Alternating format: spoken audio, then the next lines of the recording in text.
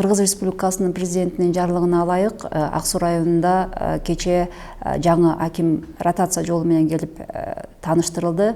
Райондук мамлекеттик администрациясы жана биздин коомчулук ушу жаңы даяндалган жетекчи менен биргеликте иштөөгө даярбыз. Райондун социалдык экономикалык өнүгүүсүнө дагы өз салымыбызды биргеликте иштеп кошот деген ниеттебиз. Жана бул ротацияны биз туура деп кабыл алабыз.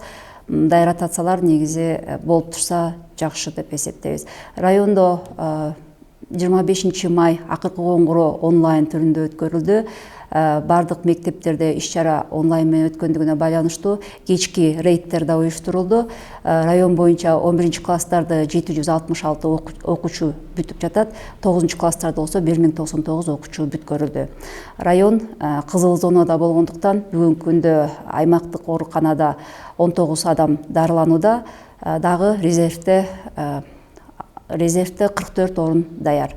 Дары-дармек менен толук камсыздалганбыз.